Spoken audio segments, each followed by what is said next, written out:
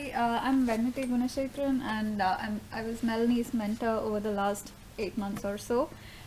Melanie is a 10th grader who goes to Evergreen Valley High School. From her introduction, I learned that she's interested in creative writing and reading, and she proved that over the like one of her English projects was actually writing a song on her own, composing the music, and shooting a video for it, which is really impressive. And she didn't have a lot of programming experience, but was really keen on learning more about it and picked up a lot of concepts pretty quickly over the time. And she was able to, I'd given her some additional programming exercises to do as homework, and she was always able to work through them and solve them. If not, she had good questions, and I mean, she's a very keen. She was very keen in to learn more about programming. Um, in addition to her academic skills, she's also good at dancing, and apparently she participated in a lot of district level or Bay Area level speech contests recently. So I'll let Melanie talk more about her project, Stress Check.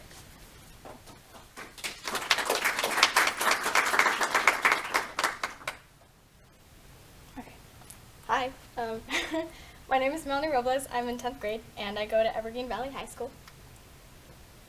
First, I'm going to talk about my mentor, because she talked about me. So she's currently a systems design assurance engineer.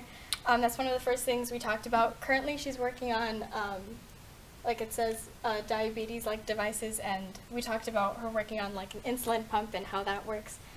She's been mentoring for 4 years, and she has a background in sensors and bioengineering.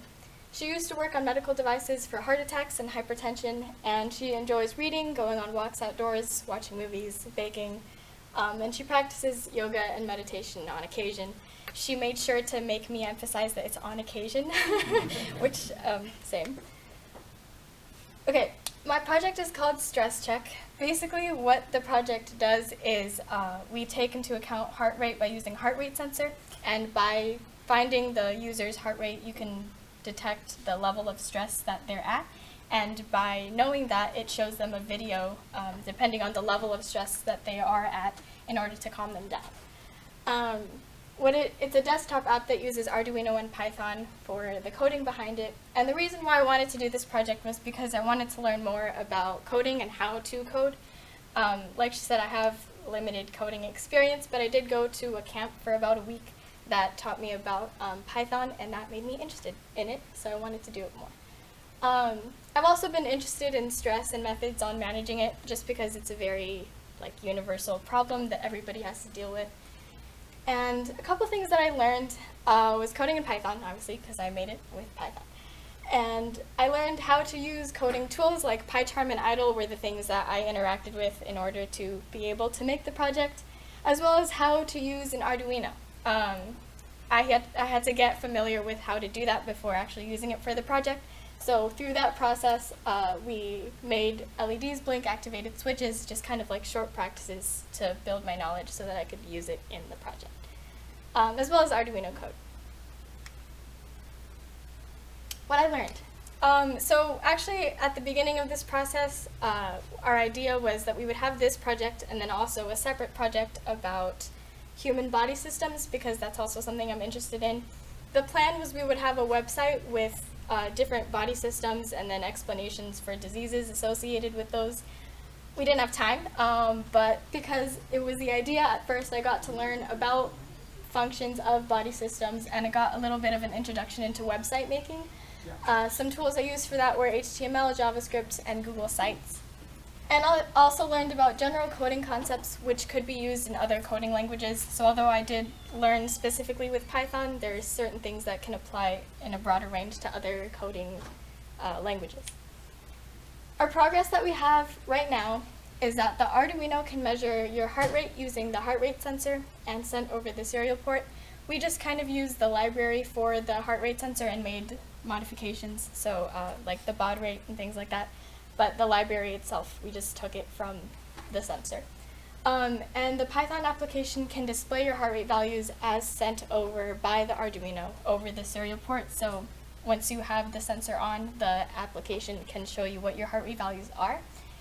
And I use Qt Designer in order to create the UI. Basically what that means is when you run it, there's a little app window that opens up, and I use Qt Designer to design how that window would look like. The future plan. So like I mentioned, the website never got to it, so that's in there. And also making it available on a phone. Right now it's a desktop application, so we would want it to be able to be more mobile. So that's in the plan. Okay, in terms of research for the project, the main thing we had to research to be able to get the thing to work is stress, and particularly momentary stress. Kind of long-term stress is a different idea.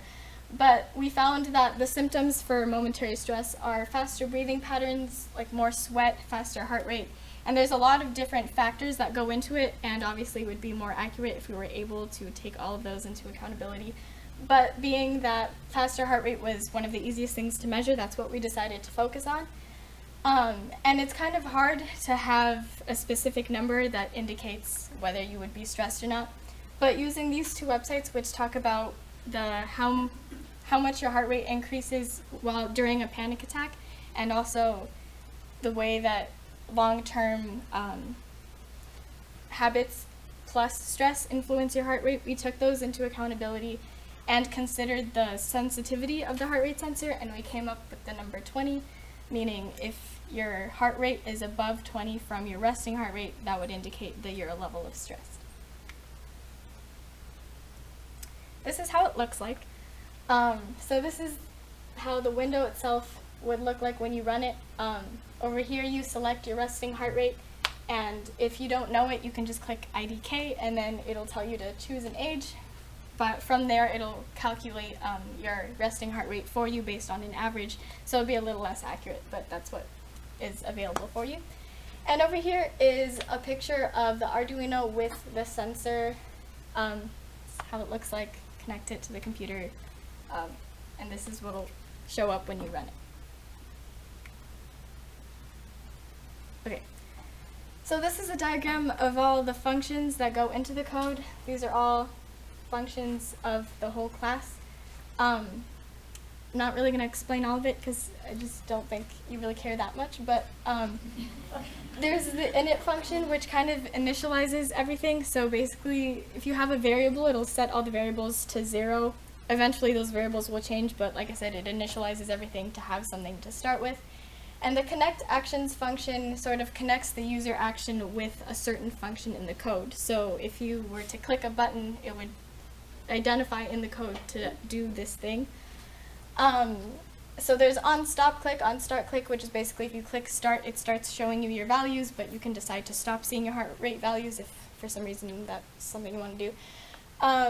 And read serial port takes all the data from the serial port, and it sort of identifies from that what are the heart rate values themselves and shows that on the update display. This is just for pausing or playing the video that ends up showing up, and the stress level function is what actually identifies what stress level you're at. So it subtracts the heart rate that you are currently at from the resting heart rate, and from the number that it produces tells the update text what your stress level is, and also displays a specific video to calm you down for that level of stress. In terms of the experience itself, a couple of highlights I've had were getting the chance to learn about new concepts almost every meeting. There's kind of a lot of things throughout the whole process to where you can't really learn everything at once and then try to apply it. It's a very step-by-step needing to absorb more as you go. And that was fun to be able to learn that and have somebody explain it to me in a very specific way. And also being able to interact with the coding tools that were new to me. I've never used Idle or PyCharm, and so to be able to understand how using those and code with them was cool because you can make stuff out of it. 2 to 3 lessons I've learned were that concepts come clearer with practice. There's a lot of things in coding that it's kind of hard to wrap your mind around because it's an idea and you have to get the idea to like work as a coding chunk. And but it becomes clear once you start to do it over and over again and you see how the things that you're writing are actually being applied.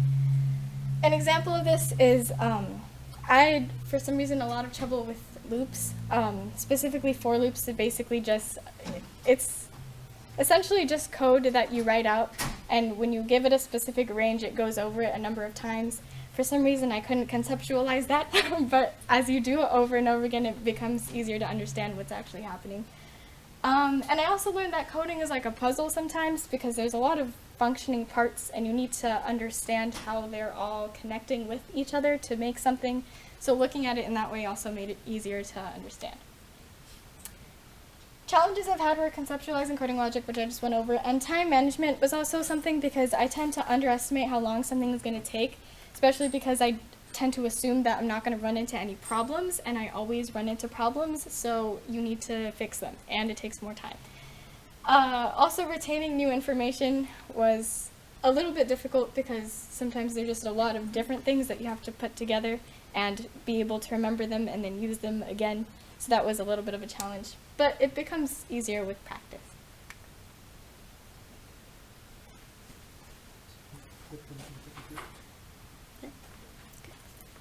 Okay, so these are videos of the project itself.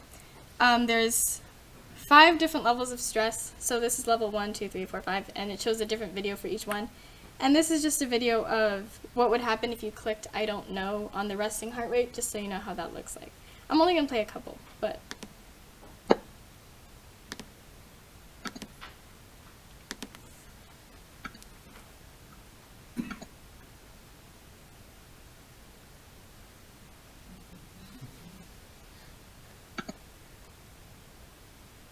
Just so you know, we also ran something else in the Arduino so that it would produce random numbers, so I didn't have to induce stress upon myself in order to create these, in case you were concerned.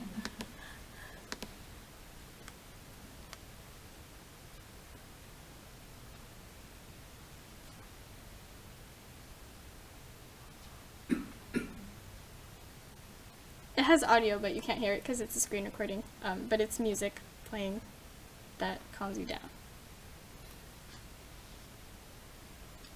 And the whole thing, it lasts for a minute. The video itself lasts for a minute, and once that minute is over and you've kind of collected yourself, it starts displaying your heart rate values again.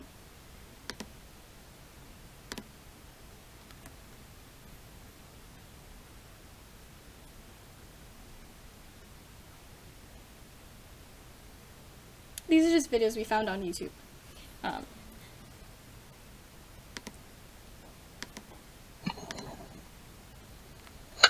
So if you don't know your heart rate, click, I don't know.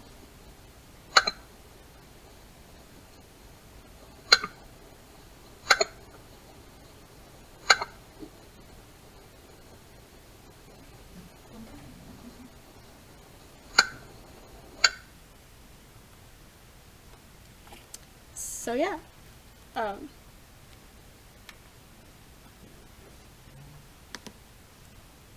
Thank you.